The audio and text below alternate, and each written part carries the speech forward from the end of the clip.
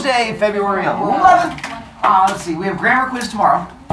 So with that one, if you've not done the notesy things, home children notesy things that have thing on back, again, they're right over there underneath the little "you're good to go" one-up hand. And so you're more than welcome to grab them, use them tomorrow. I will use first part of class to do a little bit of a review to try to help you.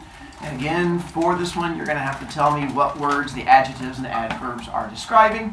Camp Friends is now locked. I'm starting to go through and seeing who has actually listed people and friends and going through all of that. It takes me a little while to go through the database, but I'll figure it out.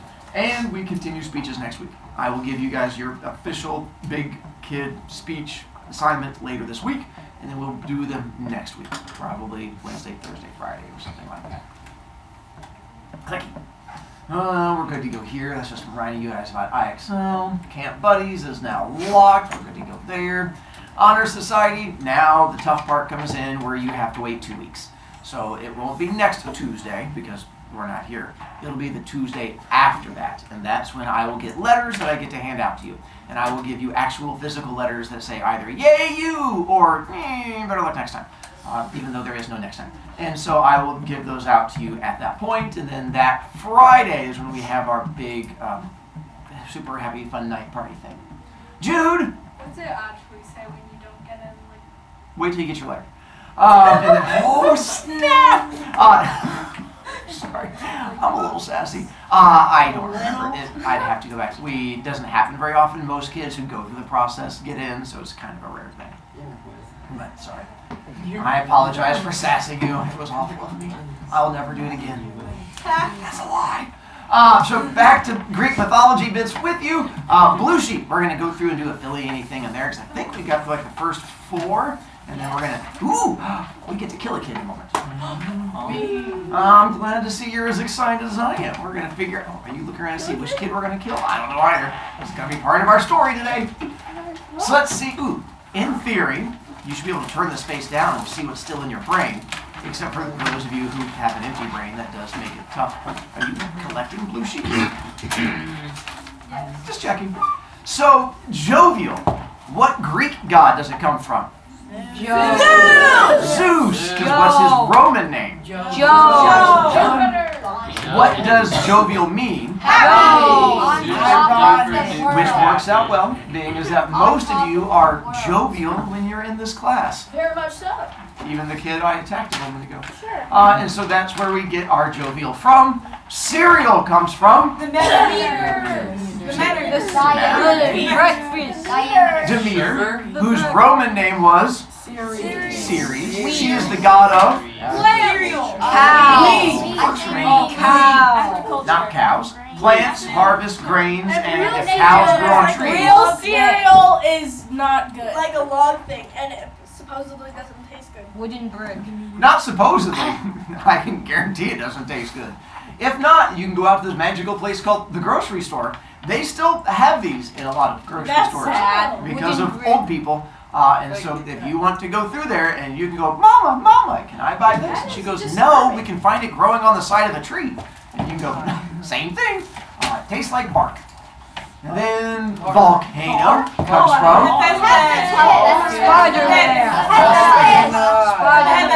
in case you're wondering, yes, I can hear some of your loud wrong answers that I can help you get rid of some of those points for. Nicely done. Those of you who did not have to mess up your pronunciation, we did remember it makes the F sound, not the hepahustus. What is a volcano? A big mountain. What is also the thing that Russell is hitting? What is that thing called? Minecraft anvil. Who would have thought? See, now when you go home and your parents complain about you playing video games and how it is useless and non-educational, you can go, you can play this part of the video right here. Minecraft was educational because we learned what an anvil was from being able to play that game. Stop recording now. And so at that point, you can play that for your parents, and as long as they didn't keep listening to this part, you're good to go. This video is going to get Yeah, copyrighted. you can just clip that part. And then, why is a volcano connected to Hephaestus? And then you relocate the new one. And then boom. I listened to the video of Because this he goes on my boom. couch.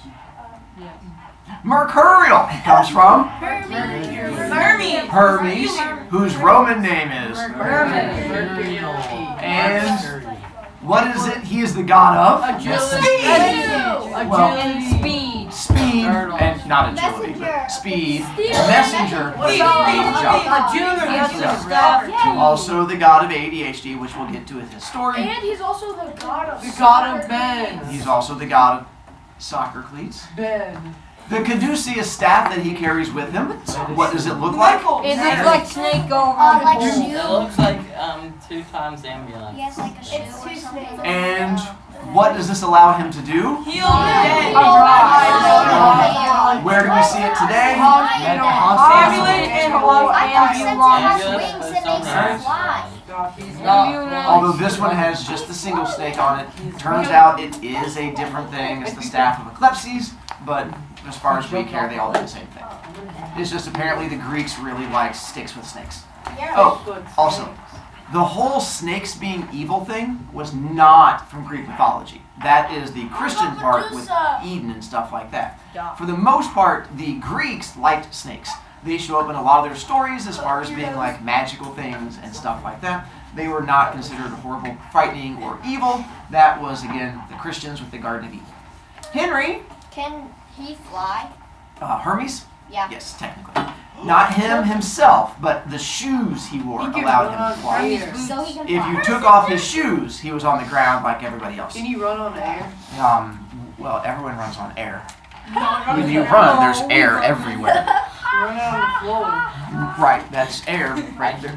Anyway, then we get to Fatal. Did we get to this one with you? What can I guess? Apparently Henry's gonna guess. Henry!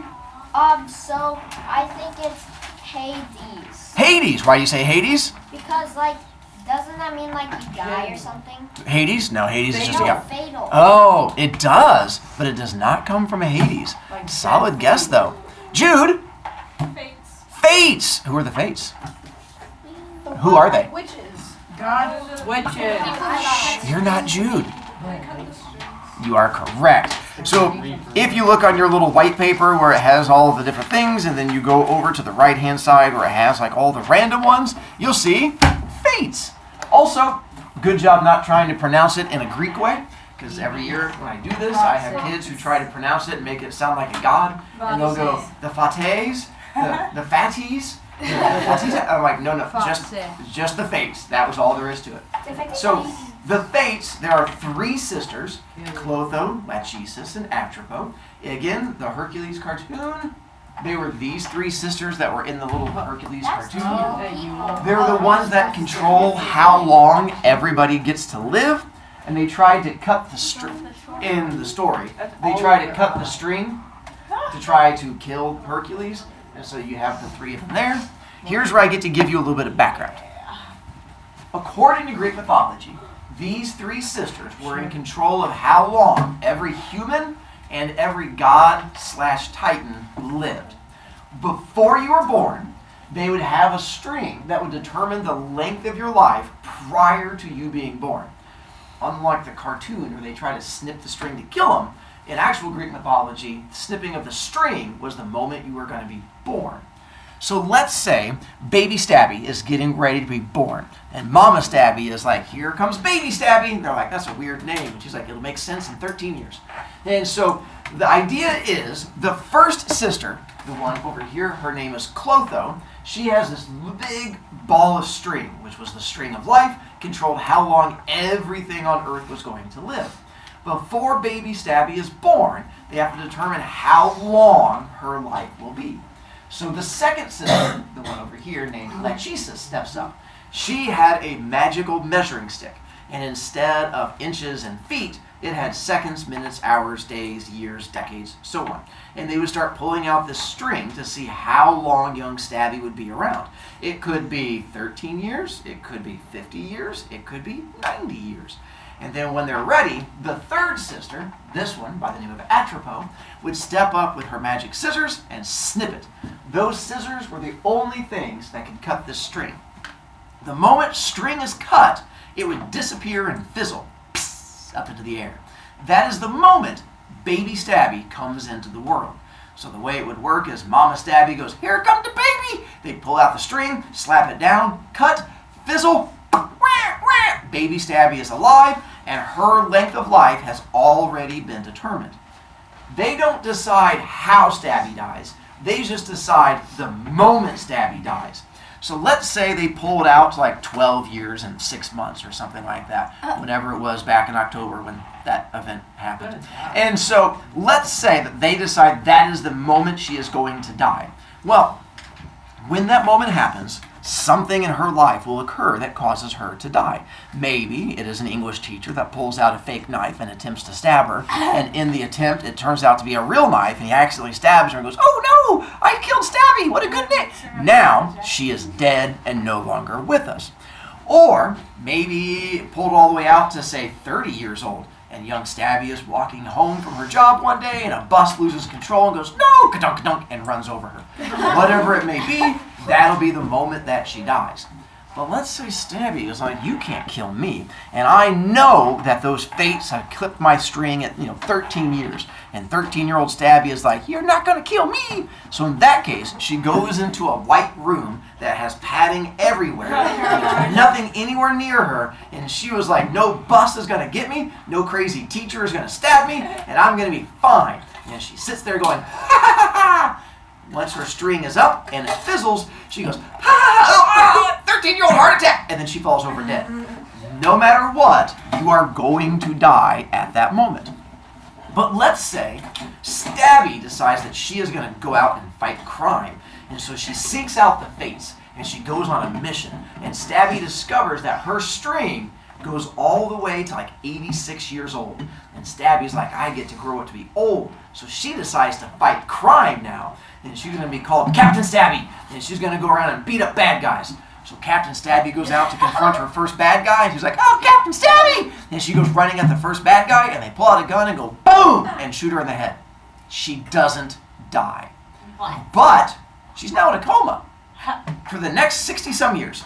And so that was how the Greeks would explain a coma, is that you did a dum-dum thing and your brain is dead, but your body can't die until we get to whatever point that is. And so that was sort of how things worked. Same thing with if they pull it out and it only goes to like 30 seconds and the string gets snagged and you slap it down and cut it, then that's when little baby Stabby's like, "Wah, wah, wah." And that was how they explained baby death, was the fact that the string simply didn't go out very far. So when all of these things happen to young Stabby, we would go, "Oh no, Stabby had a fatal accident." If she had a fatal accident, the string the fates gave her is up. So what has happened to her? Bleh. She did. And so that's where we get fatal from the fates, meaning that was the end of your string. Russell? So you know how Hermes has that little wand thingy that heals? You're trying to use logic. I know, Yes. I feel the same way. Would it And still heal him? that is a and good extend question. life? I keep sending him emails and he has yet to reply. Because you're not the first kid to ask that question, and I've wondered the same thing, and I don't have a good answer. There's going to be a lot of times in Greek mythology where things don't make sense. This is not the first, won't be the last. Hi, Henry.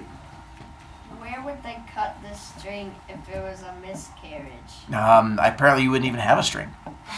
I don't know. Again, write them a letter. Let me know how it goes. So then, we now get to flip to our next one. Thanks, Ben. We're going to go Iris. Osiris. Caleb. Iris. Correct, Iris. I want to know what god it comes from. Iris. Right, I got the word. I want to know the god. Iris. Classic Greek mythology humor. Thanks, Caleb. So it comes from the god Iris. What is Iris the god of, Ben? Rainbows. Is correct. So, turns out not just rainbows. She has a job. She is a messenger for the gods. But we already have a messenger. That's Hermie. Who's the other messenger? Hermes. So, turns out we're going to get into the issue that there was a little bit of a dysfunctional marriage thing going on. Hermes works for his dad, this Zeus fella over here. But it turned out Zeus's wife wanted her own messenger and not have to rely on his. So she ends up hiring her own messenger, this god by the name of Iris. Every time she would send her messenger down to Earth, humans would know this messenger was coming down. How would we know? The rainbow. According to them, that's where rainbows came from. It was every time Hera would send her messenger down to Earth, we would see it. Plus, there's only a certain time we see rainbows, which would be... So, there's actually a story we're going to get to, which is a little on the disturbing side, we're not ready for it yet, about why we see rainbows after it rains, and it is not what you're expecting. It's during the rain. Well, it's usually shortly after, but we'll still get there. But Iris, the object, is going to be two things. One you know from science, which is part of the eyeball. Do you know what the other definition of Iris is? Ancient Egyptian god. No, that's Osiris. Oh. Rainbow. No? Yes? It's actually. It is also a flower. Actually, So, Iris is a flower and the colored part of your eye. I'll got you back. Say that. If you've never seen iris, they look like these. So sort of like you have daisies and dandelions and stuff like that. Well, maybe not dandelions, those are more of a weed. But you have the idea of all these different color ones going into it. Hi, what's up, Finfo? Silly. Yeah. And then I went ahead to help you see iris. I took a picture of my eye so you can sort of see up close. That's your eye. that's a nice eye. Bunch of haters. I thought for sure I could get away with it. I thought I looked so pretty in this one. You have a smoky eye. Yeah, why do we have a Thank smoky you. eye, Mr. So your iris, again named after rainbow god, is the color part right here. Whose This eye is middle that? part is called. The pupil. Now I don't know how well you guys paid It's a hole. attention during science, but there's a name for this that is not the white part. That's part of the Oreo. Eyeball. Scrotum. Sclera. Nicely done. Oh. We just learned about it. So the white part is called the sclera. What's the Sclera, iris, pupil. That's my eye, actually. The white part, the colored part, and the Or black. That's my eye. the white part. I Good forgot about job. what she taught us. Did you know that's my eye? Our next ones, music and museum, come from the same group of gods. Ooh. Evan? The muses. Muses. Who are the muses, Evan? They're artsy people. Works for me. So with Greek mythology, the way it worked for them is the muses, they all worked for this Apollo fellow, which is the one that's right yonder. And so Apollo was the god of arts and crafts. Muses were the ones that worked for him. According to the Greeks, humans, and we're going to get to the story, are made out of mud. And because we're basically like activated little mud people running around, we were not thought to be very smart, obviously, look around, nor were we very creative or have very many artistic abilities. The way that they believed it was that if a human tried to do art, they would have no real ability to it. So if Luke were to step up and he had a paintbrush, the Greeks would believe, that you would step up and Luke would go, I got this. Smack, smack, smack, smack, and that was how he would paint. That's how. Unless the muses, who were basically these sort of gods that work like ghosts from Ghostbusters, they would sort of either possess you or work like a little marionette and control you. And if they decided that Luke had enough skills and that he was worthy, one of the muses would go and sort of possess or inhabit him. And when Luke would step up and he was like, watch me paint, and they would possess him, instead of just smacking the paintbrush, he would go, ha, ta ta ta ta ta ta ta ta ta, Mona Lisa. And he would be able to paint this big, wonderful thing. Now, it only, have you guys seen the Ghostbusters? Where that Slimer guy goes through things and like leaves a residue? Jelly. The Greeks believed it worked the same way. Once Luke had been possessed by one of these muses, they would sort of leave a residue behind where he would get to keep having this ability even though they had left him. Problem is, eventually it would disappear and you would no longer have that ability. Have you guys heard of writer's block? Where you're trying to write something and your brain locks. That was sort of how they explained writer's block, was that eventually your muse, that leftover ability, would leave you. Until eventually you would have to pray up to the gods again and be like, inspire me! And they would come and repossess Luke, and he was like, Mona Lisa Part 2! And that was sort of how it worked. So, same thing, if Josh were trying to be really good at playing musical instruments, he would not be able to do it on his own unless they possessed him. Which means the sound that Josh produces was not made by a human. The sound was produced by A voice box. a Music. muse. So they would call it music, which literally meant sound from the muses. After Luke gets done doing his Mona Lisas, they would put it into a building that was not a collection of things humans did, a collection of things inspired by muses. It's a So museum. that's where you get music and museum, all things inspired by the muses. And there were 9 of them. The way these 9 worked is it wasn't like they controlled all the different parts. Each of the 9 had a specific area they controlled. There was one muse who just did dance, one muse who did poetry, one muse who did singing, and so you'd have to have the correct muse inspire you. So that all of them worked together in their different aspects. Hi, Henry. What if there was like 2 good painters at the same time and there's only one?